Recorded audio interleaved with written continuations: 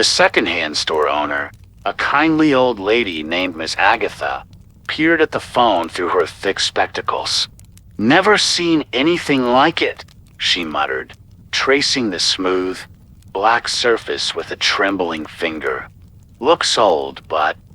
She trailed off, her eyes widening as she turned the phone over. A faint inscription, barely visible, shimmered on the back. "A window between worlds."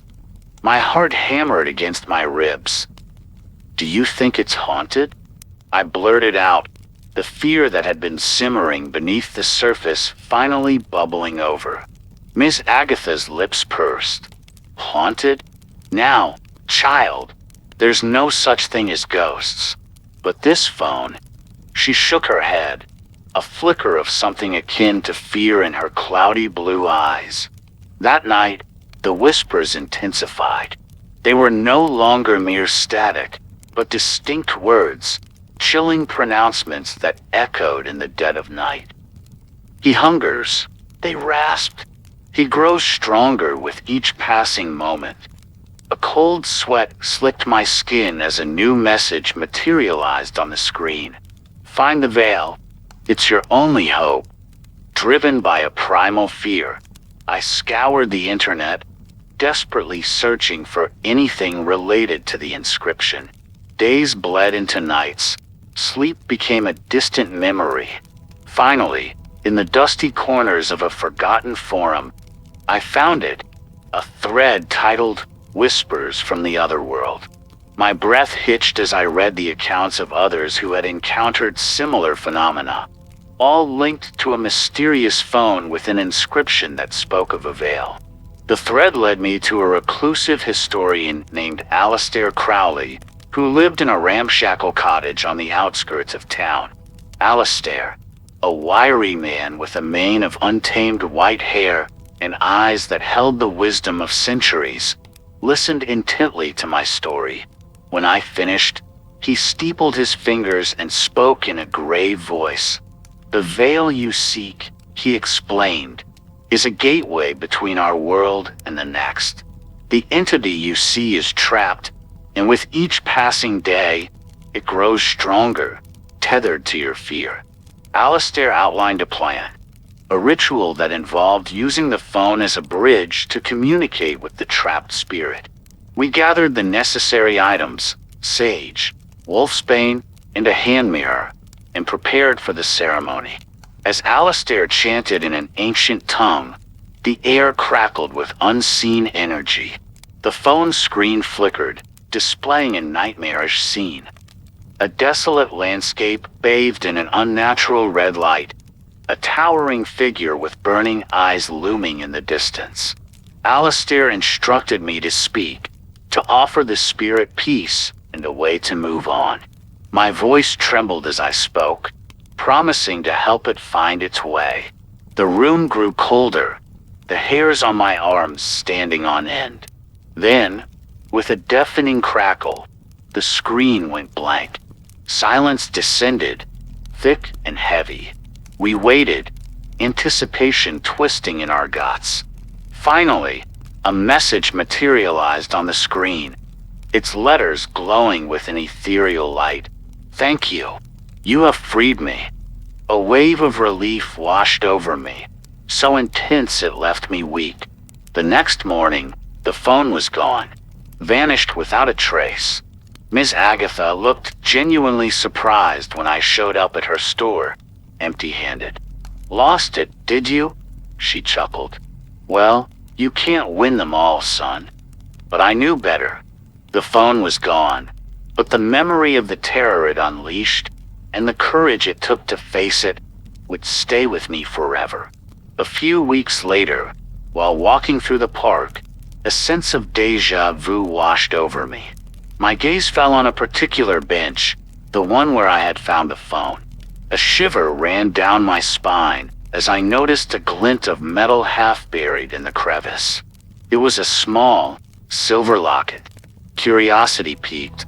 I picked it up and popped it open. Inside, nestled against faded velvet, was a single photograph. A young woman with sorrowful eyes, her face eerily similar to the spectral figure I had seen on the phone. Tears welled up in my eyes. The spirit I had helped free wasn't a malicious entity, but a lost soul, perhaps one who had met a tragic end in this very park.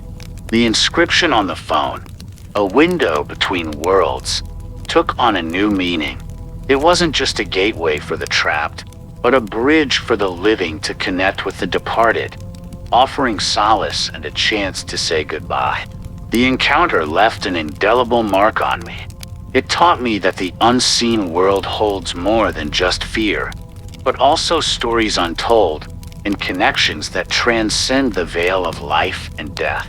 The whispers may have faded, but the memory of the experience and the chilling realization that the veil could be breached again lingered. Months passed. Life returned to a semblance of normalcy. The park bench remained a place of quiet contemplation for me. I visited it often, leaving a single white rose on the spot where I found the locket. One crisp autumn afternoon, as I dropped the rose, a notification pinged on my phone. It wasn't the same phone, of course, but the sound sent a jolt through me. My heart hammered in my chest as I saw the message on the screen. "Help him. He's trapped too." Panic seized me. Was this another tormented spirit? But then, another message appeared. "The old well, at midnight. Come alone." My mind raced. Was this a trap? But the thought of another innocent soul suffering like the woman in the locket spurred me on.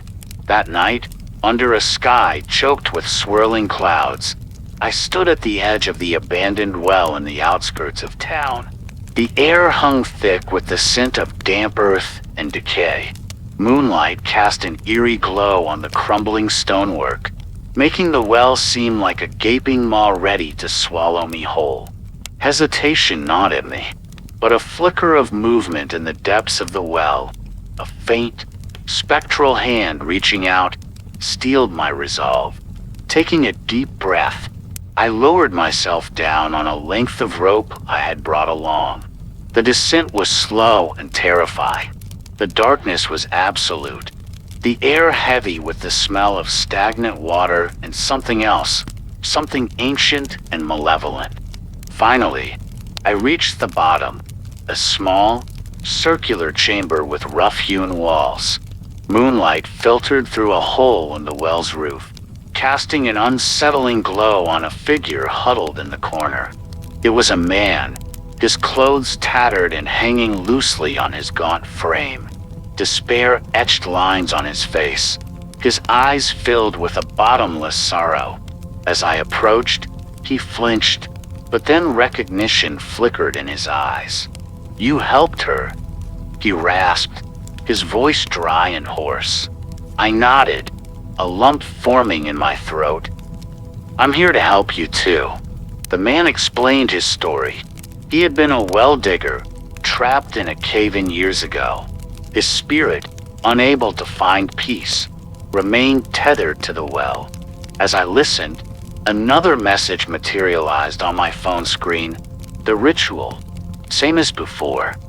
With Alistair's guidance fresh in my mind, I performed the ritual again, using the phone as a bridge. The air crackled with unseen energy, the chamber growing colder.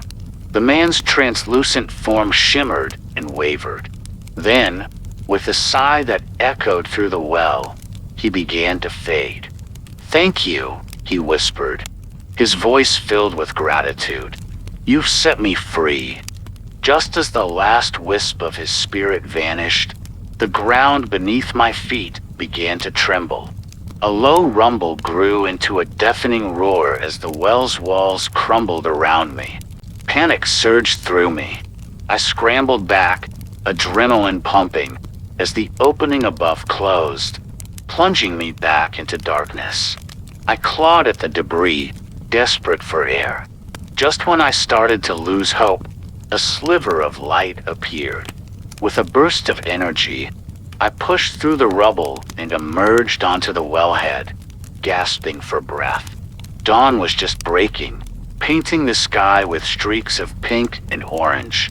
The well was gone, replaced by a pile of broken stone. My phone lay face down in the dirt, the screen cracked. Relief washed over me, tinged with a bittersweet sadness. News of the collapsed well spread like wildfire. The town council deemed it an unfortunate accident, a victim of time and neglect. But I knew the truth. It was a reminder that the unseen world was closer than we thought, a world filled with both sorrow and redemption. Since then, I've become a beacon for those lost between worlds. Using my experience, I help others who encounter the whispers, the spectral figures, the remnants of the veil. It's a lonely path, but one I walk willingly. For in the silence between breaths, in the quiet moments of contemplation, I sometimes hear a faint whisper, a voice filled with gratitude. Thank you. It's a chilling reminder of the world beyond, but also a comforting echo of the lives I've touched, the lost souls I've helped find peace. Thank you for watching. Please like, share, and subscribe for more similar horror stories.